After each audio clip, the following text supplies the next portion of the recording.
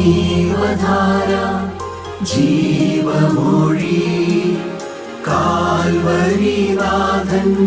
സ്നേഹമൊഴി തിരുനിറത്താൽ ജീവനേകും യേശുനാഥന്റെ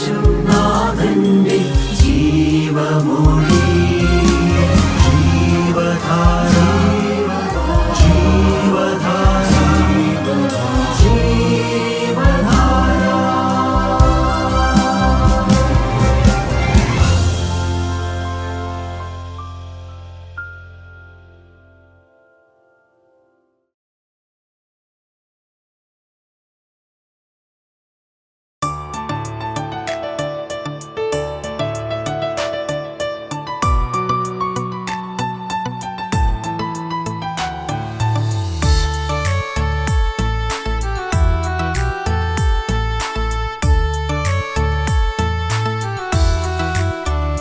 നിന്റെ സാന്നിധ്യം എന്നോട് കൂടിയിരിക്കണം.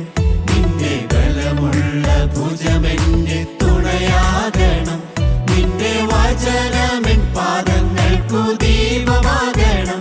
നിന്റെ ശുദ്ധാത്മാവെന്റെ മേലധികാരം ചെയ്യണം. നിന്റെ സാന്നിധ്യം എന്നോട് കൂടിയിരിക്കണം.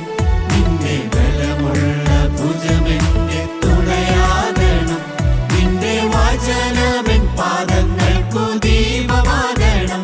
നിന്റെ ശുദ്ധാത്മാവെന്റെ മേലധികാരം ചെയ്യണം.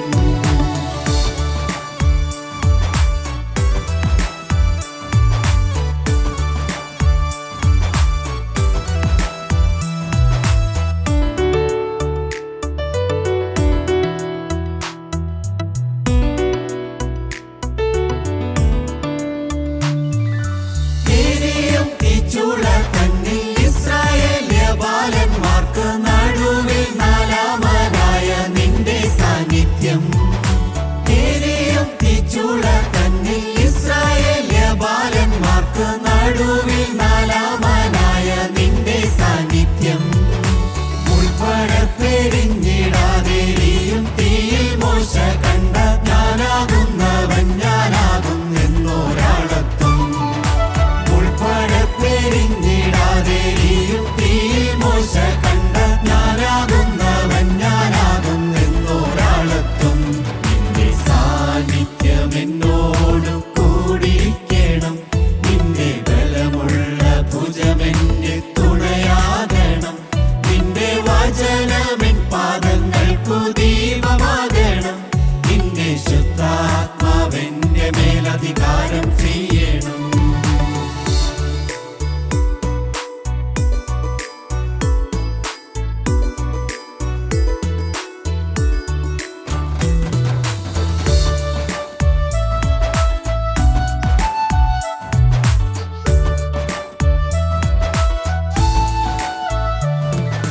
പച്ചപ്പുൽ പൂരങ്ങളിലും ചെങ്കടലിൻ നടുവിലും ശാശ്വത ഭുജമൊരുക്കും നിന്റെ കരുതൽ. പച്ചപ്പുൽ പൂരങ്ങളിലും ചെങ്കടലിൻ നടുവിലും ശാശ്വത ഭുജമൊരുക്കും നിന്റെ കരുതൽ. കാൽവരിക്കുരിശതിന്മേൽ സ്വന്ത ജീവനേകിയതാൽ നിത്യജീവൻ ഞങ്ങൾക്കേകും നിൻ മഹാത്യാഗം. കാൽവരിക്കുരിശതിന്മേൽ സ്വന്ത ജീവനേകിയതാൽ നിത്യജീവൻ ഞങ്ങൾക്കേകും നിൻ മഹാത്യാഗം. നിന്റെ സാന്നിധ്യം എന്നോട് കൂടിയിരിക്കണം. നിന്റെ ബലമുള്ള ഭുജമെന്നെ തുണയാകണം. നിന്റെ വചനമെൻ പാദങ്ങൾക്കു ദീപമാകണം. നിന്റെ ശുദ്ധാത്മാവെന്റെ മേലധികാരം ചെയ്യണം. നിന്റെ സാന്നിധ്യം എന്നോട് കൂടിയിരിക്കണം.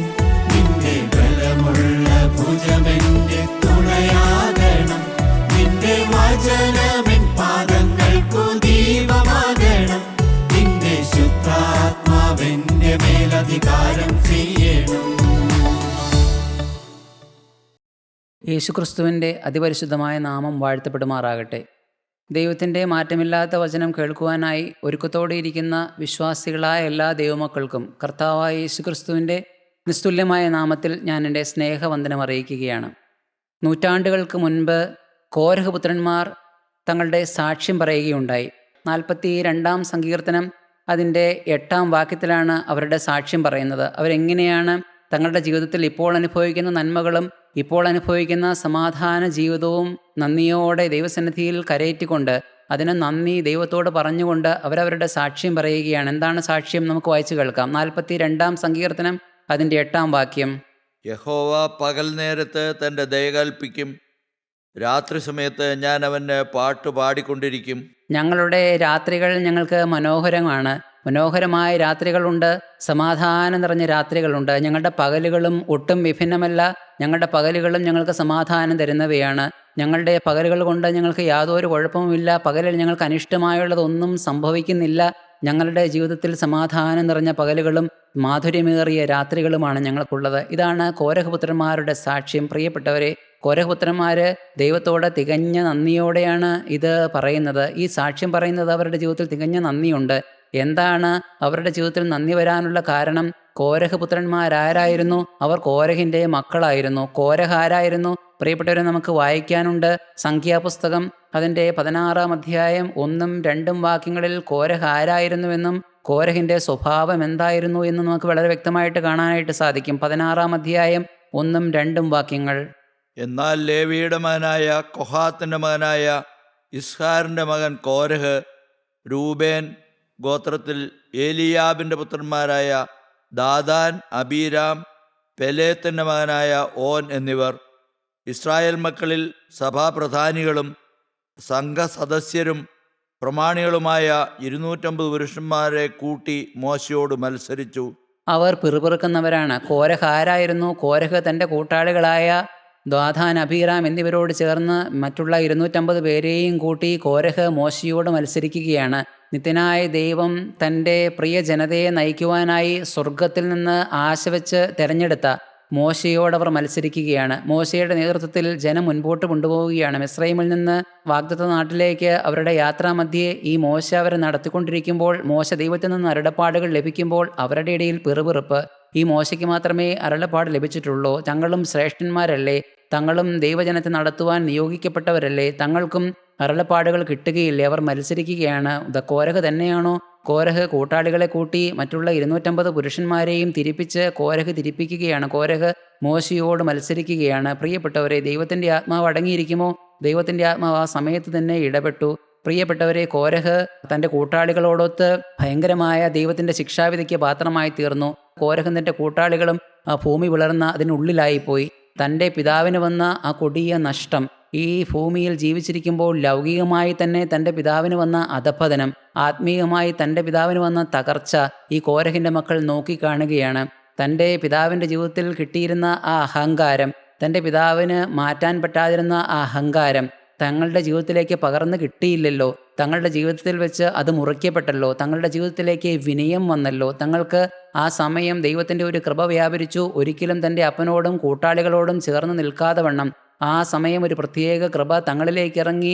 ആ സമയം ഒന്ന് മാറി നിന്ന് ഈ ദൈവത്തെയും ദൈവജനത്തെയും കൂടെ മോശയോട് ചേർന്ന് നിൽക്കാനുള്ള കൃപ ആ സമയം എനിക്ക് കിട്ടിയല്ലോ എന്നുള്ള നന്ദി കോരഹ് പുത്രന്മാരുടെ ജീവിതത്തിലുണ്ട്. പ്രിയപ്പെട്ടവരെ, ആ നന്ദിയോടെ അവരെ ദൈവത്തോട് പറയുകയാണ്, ഇന്ന് ഞങ്ങളുടെ ജീവിതത്തിൽ സമാധാനമുണ്ട്. ഇന്ന് ഞങ്ങൾ അനുഭവിക്കുന്ന രാത്രികൾ മനോഹരങ്ങളാണ്.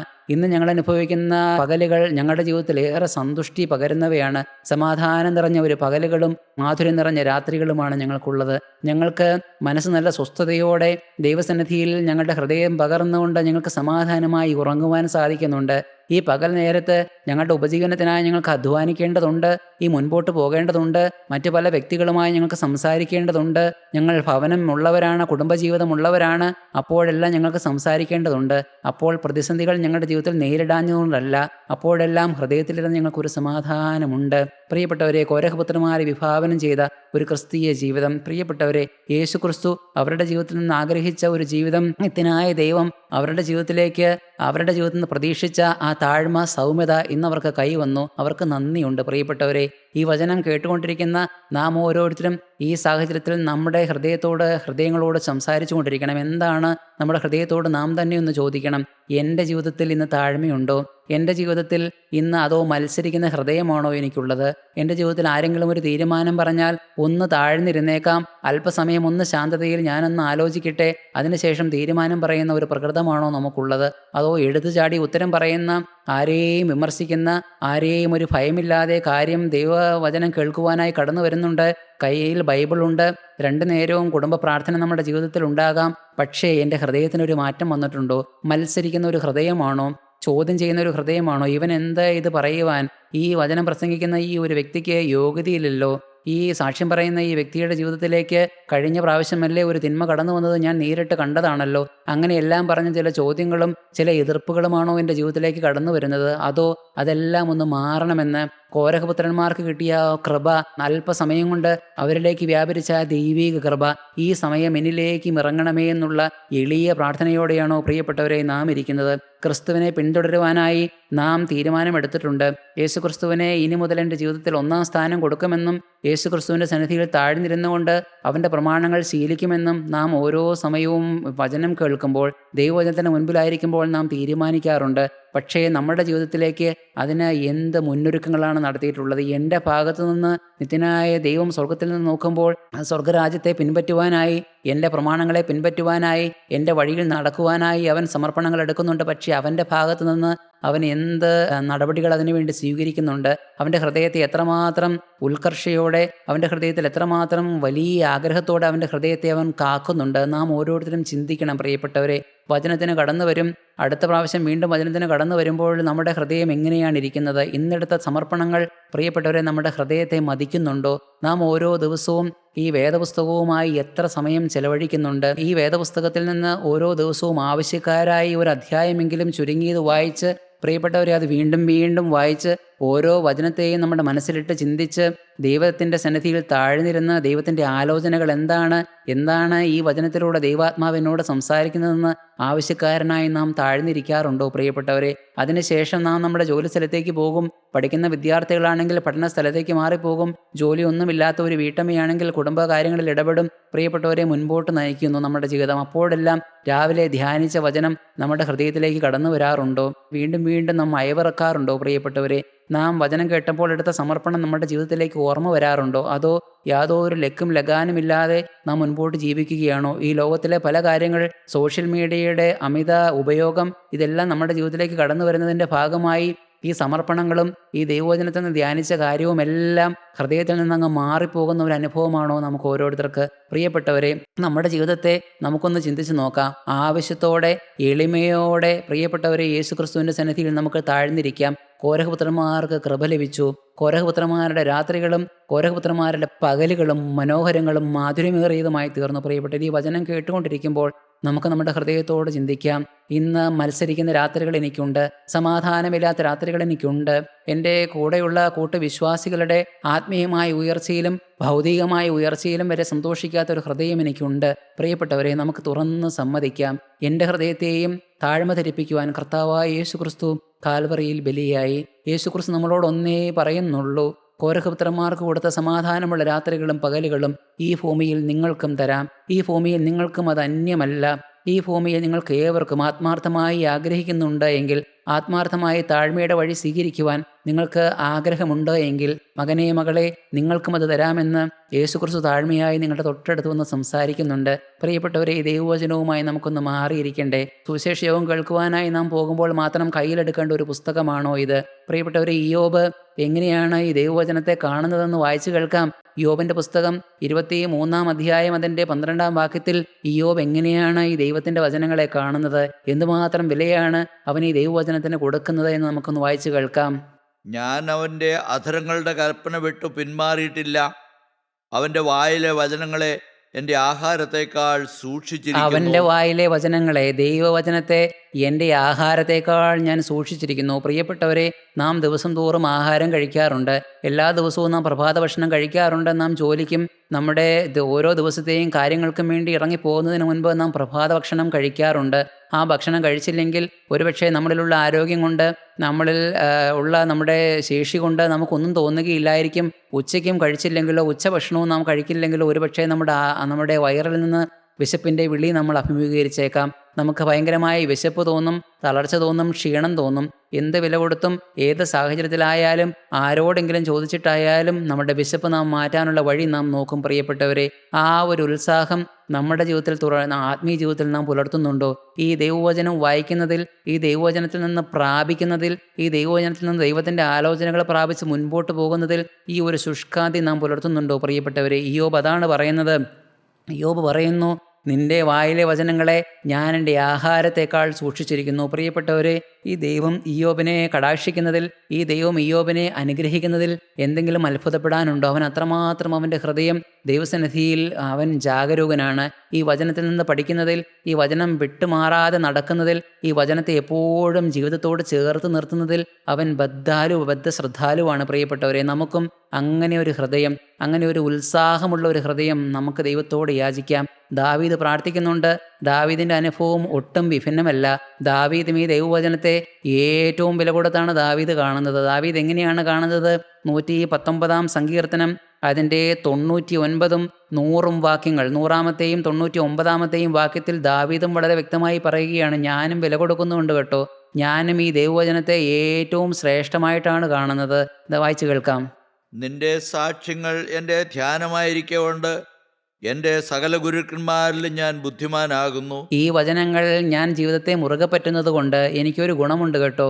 ഈ ഭൂമിയിലെ ജീവിതം കാര്യം, ഞാൻ രാജാവാണ്, മുൻപോട്ട് രാജ്യത്തെ ഭരിക്കുന്നുണ്ട്, ദൈവമക്കൾക്ക് ആലോചന പറഞ്ഞു കൊടുക്കുന്നുണ്ട്. എങ്കിൽ കൂടി തന്നെയും എനിക്ക് ഈ ലോകത്തിലാക്കി വച്ചിരിക്കുന്ന ഗുരുക്കന്മാരിലെല്ലാം ഞാൻ ശ്രേഷ്ഠനാണ്. ഈ ഗുരുക്കന്മാരെല്ലാവരേക്കാളും വിവേകമേറിയവനാണ് ഞാൻ. ദാവീദ് പറയുകയാണ്. പ്രിയപ്പെട്ടവരെ, ദാവീദിൻ്റെ സാക്ഷ്യം കൊതിയോടെയല്ലേ ഒരു ആത്മീയ ജീവിതത്തിൽ തുടങ്ങിയ നമുക്ക് ഓരോരുത്തർക്കും കാണാൻ പറ്റുകയുള്ളൂ. എന്തൊരു ഉത്സാഹമാണ്! കൊതിയോടെ എന്നെ പഠിപ്പിക്കുന്ന, എനിക്ക് ആലോചന പറഞ്ഞു തരുന്ന ഗുരുക്കന്മാരെക്കാളും ശ്രേഷ്ഠനായി ദൈവവചനം എന്നെ മാറ്റിയിരിക്കുന്നു. പ്രിയപ്പെട്ടവരെ, നമുക്ക് മാർത്തിയോടെ ഈ ദൈവവചനത്തിൽ നിന്ന് കോരി കുടിക്കാനായി കടന്നു വരാം. ഈ ദൈവവചനവുമായി ആവശ്യക്കാരായി നമുക്ക് ദിനംതോറും മാറിയിരിക്കാം. പ്രിയപ്പെട്ടവരെ, വളരെ വ്യക്തമായി ചിട്ടയുള്ള ഒരു സമയം. പഠിക്കുന്ന വിദ്യാർത്ഥികളുടെ ജീവിതം അനുഗ്രഹിക്കപ്പെടും കേട്ടോ.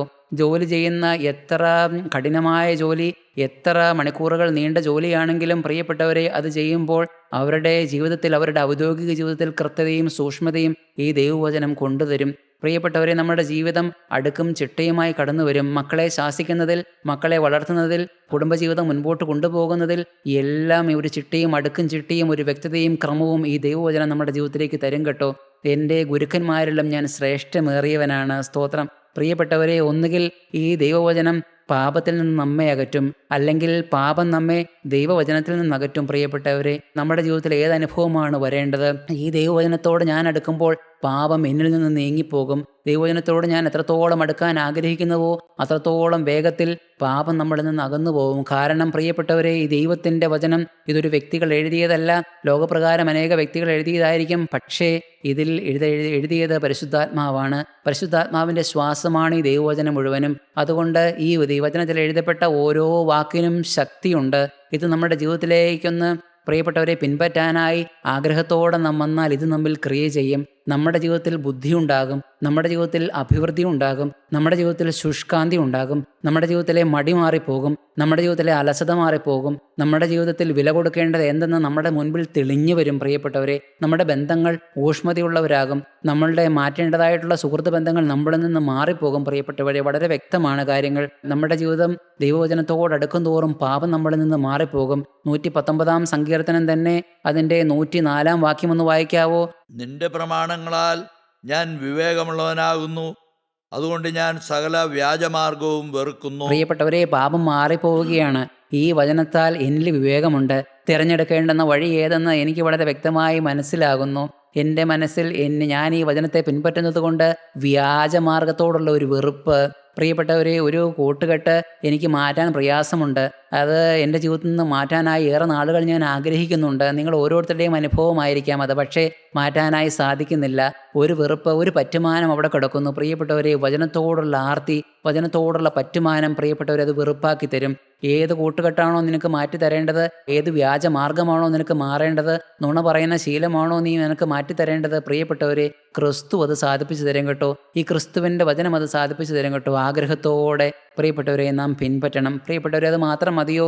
എൻ്റെ ജീവിതത്തിലേക്ക് മാറിയിരുന്ന് പ്രാർത്ഥിക്കേണ്ട ഒരു അനുഭവം വരണ്ടേ? പ്രിയപ്പെട്ടവരെ, ഈ ലോകത്തിൻ്റെ പല കാര്യങ്ങൾക്ക് വേണ്ടി നാം പ്രാർത്ഥിച്ചിരിക്കാം. ഈ ലോകത്തിലെ കെടുതികൾ നമ്മുടെ ജീവിതത്തിൽ നിന്നൊന്ന് മാറിപ്പോകണ്ടേ എന്ന് കരുതി പ്രാർത്ഥിക്കേണ്ട ഒരു അനുഭവം നമ്മൾക്ക് വന്നിരിക്കാം. നാം പ്രാർത്ഥിക്കും, ഇന്ന കാര്യം എനിക്കൊന്ന് സാധിപ്പിച്ചു തരണം. എൻ്റെ കുഞ്ഞ് പഠിക്കുവാനായി ഞാൻ അവനെ അല്ലെങ്കിൽ അവളെ കോളേജിൽ ചേർത്തു. പക്ഷേ വ്യക്തമായ ഒരു പുരോഗതി ഞാൻ കാണുന്നില്ല. ഒരിക്കലും നനച്ചിരിക്കാത്ത ഒരു അനേക കെടുതികൾ എൻ്റെ കുഞ്ഞിൻ്റെ ജീവിതത്തിലേക്ക് വരികയാണ്. പ്രിയപ്പെട്ടവരെ, നമ്മുടെ ജീവിതത്തിൽ നിന്ന് പ്രാർത്ഥനകൾ ഉയരും. എൻ്റെ ഈ കാര്യം ഒന്ന് സാധിപ്പിച്ചു തരണം കേട്ടോ, ഈ പ്രതിസന്ധി ഒന്ന് മാറ്റി തരണം കേട്ടോ എന്ന് നാം പ്രാർത്ഥിച്ചിരിക്കാം. ദേശത്ത് സമാധാനമായി സന്തോഷമായി ഉയർന്നു വരികയാണ്. അനേക ബുദ്ധിമുട്ടുകളെല്ലാം ഉണ്ടായിരുന്നു. മുൻകാലങ്ങളിൽ ഏറെ പാരമ്പര്യമുള്ള, ഏറെ അഭിമാനമുള്ള ഒരു കുടുംബമായിരുന്നു എൻ്റെ കുടുംബം. പക്ഷേ അതെല്ലാം നശിച്ചു പോയിരുന്നു. പക്ഷേ ഇന്ന് അതൊന്ന് ഉയർന്നു വരുന്നുണ്ട്.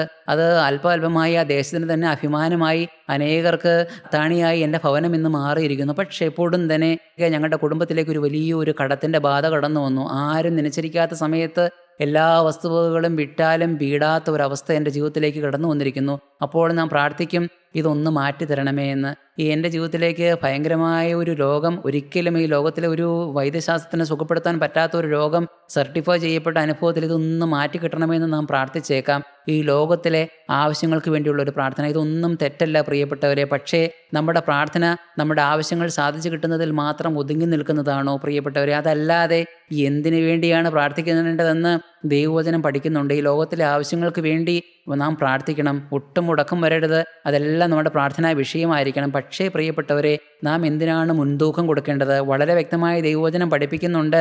എബ്രായർക്ക് എഴുതിയ ലേഖനം അതിൻ്റെ 4-ാം അധ്യായം 16-ാം വാക്യത്തിൽ പറയുന്നുണ്ട്, എന്തിനാണ് നാം പ്രാർത്ഥിക്കേണ്ടത്, എന്ത് കാര്യത്തിനെ മുൻകണ്ടുകൊണ്ടാണ് നാം പ്രാർത്ഥിക്കേണ്ടത്. ഈ ലോകത്തിലെ കാര്യങ്ങളെല്ലാം ഉണ്ട്. പക്ഷേ നാം പ്രാർത്ഥിക്കേണ്ടത് ഒന്നിനെ ചൊല്ലിയാണ്. എന്തിനെ ചൊല്ലി? എബ്രായർക്ക് എഴുതിയ ലേഖനം അതിൻ്റെ 4-ാം അധ്യായം 16-ാം വാക്യം. അതുകൊണ്ട് കരുണ ലഭിപ്പാനും തൽസമയത്ത് സഹായത്തിനുള്ള കൃപ വായ്പാനുമായി നാം ധൈര്യത്തോടെ കൃപാസനത്തിന് അടുത്ത് ചെല്ലുക. നാം ധൈര്യത്തോടെ കൃപാസനത്തിന് അടുത്ത് ചെല്ലുന്ന സമയങ്ങളാണ് നമ്മുടെ പ്രാർത്ഥനാ സമയം. എന്തിനാണ് പ്രിയപ്പെട്ടവരെ നാം ധൈര്യത്തോടെ കടന്നു ചെല്ലുന്നത്? പാപത്തിൻ്റെതായ ഒരു സാഹചര്യം വരുന്നു. എനിക്ക് പറയേണ്ടതാത്തതായ വർത്തമാനങ്ങൾ പറയേണ്ട ഒരു സാഹചര്യം വരുന്നു. കോപിക്കേണ്ടതായ ഒരു സാഹചര്യം ഇപ്പോൾ മുൻപിലുണ്ട്. മക്കൾ ഒട്ടും ഞാൻ ആഗ്രഹിക്കുന്ന രീതിയിൽ മുൻപോട്ട് വരുന്നില്ല. എൻ്റെ ജീവിതത്തിലേക്ക് നിരാശ കടന്നു വരാനുള്ള, പിറുപിറുപ്പ് വരാനുള്ള, ഹൃദയത്തിലേക്ക് ഭാരം വരാനുള്ള ചില സാഹചര്യങ്ങളെല്ലാം ഒരുമിച്ച് കൂടുന്നുണ്ട്. അപ്പോഴെല്ലാം പ്രിയപ്പെട്ടവരെ ഞാൻ കൃപ പ്രാപിക്കണം. ഞാൻ എവിടെ നിന്ന് കൃപ പ്രാപിക്കണം? ധൈര്യത്തോടെ കൃപാസനത്തിൽ നിന്ന്, യേശുക്രിസ്തുവിൻ്റെ സന്നിധിയിൽ നിന്ന് ജാഗരൂകനായി മനസ്സൊരുക്കമുള്ള ആത്മാവോടുകൂടി ഞാൻ കടന്നു ചെന്ന് ഞാൻ കൃപ പ്രാപിക്കണം പ്രിയപ്പെട്ടവരെ. ആ സമയമാണ് പ്രാർത്ഥന. അതല്ലാതെ ഈ ഭൂമിയിലെ ആവശ്യങ്ങളെ ചുറ്റിപ്പറ്റിയുള്ളത് കൊണ്ട് മാത്രമാകരുത് നമ്മുടെ പ്രാർത്ഥന. വീണ്ടും നമുക്ക് വായിച്ചു കേൾക്കാം. മത്തായി എഴുതിയ സുവിശേഷം 26-ാം അധ്യായം 41-ാം വാക്യത്തിൽ എങ്ങനെ പ്രാർത്ഥിക്കണമെന്ന് കർത്താവ് പറയുന്നുണ്ട്. എന്തുകൊണ്ട് പ്രാർത്ഥിക്കണം? നമ്മുടെ ജീവിതത്തിൽ അനുനിമിഷം അനുദിനം നമ്മുടെ ജീവിതത്തിലേക്ക് ബുദ്ധിമുട്ടുകൾ കടന്നു വരും. അപ്പോൾ നാം എങ്ങനെയുള്ള ആത്മാവിനെ, എങ്ങനെയുള്ള ശുഷ്കാന്തിയോടെ നാം പ്രാർത്ഥനാ ജീവിതം മുൻപോട്ട് കൊണ്ടുപോകണമെന്ന് മത്തായി എഴുതിയ സുവിശേഷത്തിൽ യേശു പറയുന്നുണ്ട്. 26-ാം അധ്യായം 41-ാം വാക്യം. പരീക്ഷയിലകപ്പെടാതിരിപ്പാൻ ഉണർന്നിരുന്നു പ്രാർത്ഥിപ്പീൻ. യേശുവിൻ്റെ വായിൽ നിന്ന് തന്നെ നമുക്ക് വളരെ വ്യക്തമായി പരീക്ഷയുണ്ട്. ഈ ജീവിതം മുൻപോട്ട് നയിച്ചു പോകുമ്പോൾ നിന്റെ ജീവിതത്തിൽ പരീക്ഷയുണ്ട്. തീരുമാനങ്ങൾ എടുക്കാൻ ബുദ്ധിമുട്ട് നീ നേരിടും. നീ കോപിക്കാൻ ആഗ്രഹിക്കുന്നില്ല, പക്ഷേ കോപിക്കുവാൻ ഉള്ള എല്ലാ സാഹചര്യങ്ങളും നിന്റെ മുൻപിലേക്ക് കടന്നു വരും. അപ്പോഴെല്ലാം ഞാൻ എങ്ങനെ പിടിച്ചു നിൽക്കും? പരീക്ഷയിൽ അകപ്പെടാതിരിപ്പാൻ ഉണർന്നിരുന്ന് പ്രാർത്ഥിപ്പീൻ എന്നാണ് കർത്താവ് പറയുന്നത്. ലോകത്തിലെ ആഗ്രഹങ്ങൾ നമുക്ക് സാധിപ്പിച്ചു തരും. അത് സാധിപ്പിച്ച് കിട്ടേണ്ടവ തന്നെ പ്രിയപ്പെട്ടവരെ. പക്ഷേ അതിനൊരു ലിമിറ്റ് നമ്മുടെ ഹൃദയത്തിൽ വേണം. അതിന് വിട്ടു പോകരുത്. നാം പ്രാർത്ഥിക്കണം. നാം ആഗ്രഹത്തോടെ പ്രാർത്ഥിക്കണം. ധൈര്യത്തോടെ കൃപാസനത്തിനടുത്തേക്ക് നാം കടന്നു ചെല്ലണം. എന്തിനു വേണ്ടി? ഈ പാപ സാഹചര്യങ്ങളിൽ നിന്ന് ഒന്ന് മാറിപ്പോകുന്നതിന് വേണ്ടി. ഈ പാപം എന്നെ കീഴടക്കാതിരിക്കുവാൻ, അതിന്മേലൊന്ന് ജയഘോഷം കൊള്ളുവാൻ, അമിത കൃപ പ്രാപിക്കുവാനായി നാം കൃപാസനത്തിനടുത്തേക്ക് കടന്നു ചെല്ലണം പ്രിയപ്പെട്ടവരെ. ഒരുക്കത്തോടെ നാം പ്രാർത്ഥിക്കണം. പരീക്ഷയുണ്ട്. പരീക്ഷയിൽ അകപ്പെട്ടു പോകാതിരിപ്പാൻ നാം പ്രാർത്ഥിക്കണം പ്രിയപ്പെട്ടവരെ. നമ്മുടെ പ്രാർത്ഥനാ ജീവിതം എങ്ങനെ? നമ്മുടെ വചനധ്യാനം എങ്ങനെ പ്രിയപ്പെട്ടവരെ? അങ്ങനെയെങ്കിൽ മനോഹരമായ ഒരു വചനം ധ്യാനിക്കുന്ന ഒരു സമയവും പ്രാർത്ഥിക്കുന്ന സമയവും ഒന്ന് വേർപെടുത്തുമെന്ന് ഇപ്പോൾ ഈ വചനം കേൾക്കുന്ന മാന്യ ദൈവ പൈതലെ നിങ്ങളൊന്ന് തീരുമാനിക്കുമെങ്കിൽ ഇന്ന് മുതൽ കർത്താവ് മാറി നിന്ന് പറയുന്നുണ്ട്, എൻ്റെ കൃപ അത് സാധിപ്പിച്ചു തരാൻ അമിതമായി നിങ്ങളുടെ മേൽ പകരുമെന്ന്. നിങ്ങളുടെ നാളുകളും നിങ്ങളുടെ രാവുകളും നിങ്ങളുടെ പകലുകളും മാധുര്യമേറിയതും സമാധാനം നിറഞ്ഞതുമാക്കി തരാമെന്നും കോരഹപുത്രന്മാരോട് ചേർന്ന് നിങ്ങൾക്കും സാക്ഷ്യങ്ങൾ പറയാമെന്നും പ്രിയപ്പെട്ടവരെ യേശു ക്രിസ്തു നമ്മുടെ ചെവിയിൽ മന്ത്രിക്കുന്നു. നിങ്ങൾക്കതൊന്ന് കേൾക്കാൻ സാധിക്കുന്നുണ്ടോ? പ്രിയപ്പെട്ടവരെ, ഇത് ഉയർന്നു വരുമ്പോൾ, ഈ ആഗ്രഹം മുൻപിൽ വെച്ച് നാം പോകുമ്പോൾ അല്പാൽപമായി നമ്മളിലേക്ക് വേറൊരു ശത്രു കടന്നു വരും. എന്താണ് ആ ശത്രു? ആ ശത്രു വേറൊന്നുമല്ല, അഹങ്കാരം, നിഗളം. ആത്മീയമായ നിഗളം നമ്മളെ കീഴ്പ്പെടുത്തുവാൻ സാധ്യതയുണ്ട്.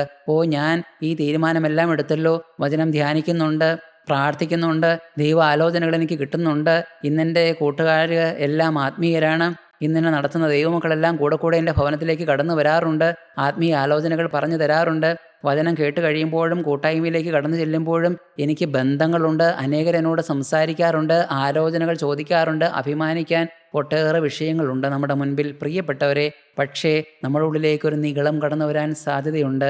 ഒരു നിഗളത്തിൻ്റെ ആത്മാവ് നമ്മളെ ഭരിച്ച് മുൻപോട്ട് നയിക്കുവാനായിട്ട് ഒരു സാധ്യതയുണ്ട്. പ്രിയപ്പെട്ടവരെ, നാം അത് മുൻകൂട്ടി കാണണം. വചനം നമ്മെ പഠിപ്പിക്കുന്നുണ്ട് ഒരു ഗുരുശിഷ്യ ബന്ധത്തെപ്പറ്റി.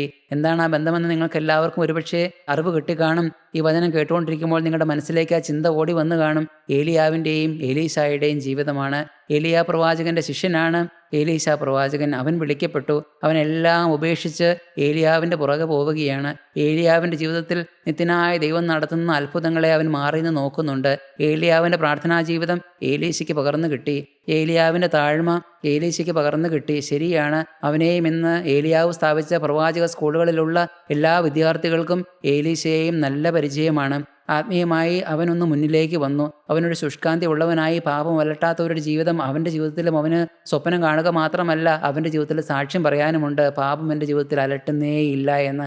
പക്ഷേ പ്രിയപ്പെട്ടവരെ, മുൻപോട്ട് ജീവിച്ചുകൊണ്ടിരിക്കുമ്പോൾ, അനേക നാളുകൾ കഴിയുമ്പോൾ, ഈ ആത്മീയത്തിൻ്റെ വഴി അവൻ ശീലിച്ചു വരുമ്പോൾ, അവൻ്റെ ജീവിതത്തിൽ അവൻ്റെ ജീവിതത്തിൻ്റെ മനോഭാവം നമുക്കൊന്ന് നോക്കിക്കാണാം.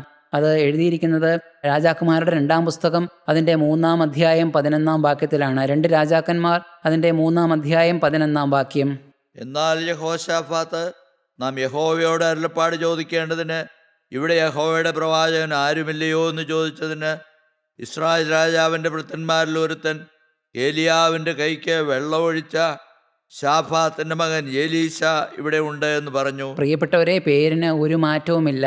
ആത്മീയത്തിൽ ഏറെ നാളുകളായി മുൻപോട്ട് വന്നിരിക്കുകയാണ്. ആത്മീയത്തിൽ ഏറെ നാളുകളായി എലീശ ഏലിയാവിനെ പിൻപറ്റിയിട്ട്. പക്ഷേ ഇപ്പോഴും അവൻ്റെ പേരിനൊരു മാറ്റവുമില്ല. ഏലിയാവിൻ്റെ കൈക്ക് വെള്ളമൊഴിച്ചു കൊടുത്തവൻ. പ്രശംസയുണ്ടോ പ്രിയപ്പെട്ടവരെ? എലീശ പ്രവാചകൻ്റെ ഉള്ളിൽ താഴ്മ മാത്രം. അവൻ എങ്ങനെ അറിയപ്പെട്ടാലും ദൈവസന്നിധിയിൽ അവൻ ശ്രേഷ്ഠനായി അറിയപ്പെടണമെന്ന് മാത്രമേ അവൻ ആഗ്രഹമുള്ളൂ. ലോകത്തിൽ ആരെങ്ങനെ പേര് വിളിച്ചാലും ഇപ്പോഴും അവൻ്റെ പേര് ഏലിയാവിൻ്റെ കൈക്ക് വെള്ളം ഒഴിച്ചു കൊടുത്ത എലീശ എന്നാണ്. അത്ഭുതങ്ങൾ കണ്ടില്ലേ? ആത്മീയ ജീവിതത്തിൽ പാരമ്പര്യം പറയാനില്ലേ? പക്ഷേ ഇപ്പോഴും ലോകം കാണുന്നത്, മറ്റുള്ളവർ കാണുന്നത് ഏലിയാവിൻ്റെ കൈക്ക് വെള്ളം ഒഴിച്ചു കൊടുത്ത എലീശ എന്നാണ്. പ്രവാചകനായിട്ട് പോലും അവനെ കാണുന്നില്ല. അവനിവിടെ ഉണ്ട്, സാധിക്കുമോ എന്നൊന്നും അറിയില്ല എന്നാണ് അഭിപ്രായം പറഞ്ഞു കേട്ടത്. പ്രിയപ്പെട്ടവരെ, നമ്മുടെ ആത്മീയ ജീവിതത്തിൻ്റെ അനുഭവം എങ്ങനെയുണ്ട്? ഈ ആത്മീയത്തിൽ നാം മുൻപോട്ട് കടന്നു പോകുമ്പോൾ പ്രിയപ്പെട്ട ഒരു നിഗളം നമ്മെ ഭരിക്കുന്നുണ്ടോ? ഞാനൊന്നുമായില്ല എന്നുള്ള ഒരു അനുഭവമാണോ നമ്മുടെ പ്രാർത്ഥനയിൽ മുന്നിട്ട് വരുന്നത്? നാം ഒന്നുമായില്ല. ദൈവസന്നിധിയിൽ ഈ ദൈവത്തിൻ്റെ ആലോചനകളെ കേൾക്കുമ്പോൾ എൻ്റെ കർത്താവ് ഇനിയും എത്രയെത്ര മാറാനുണ്ട് എന്നുള്ള ചിന്തയാണോ?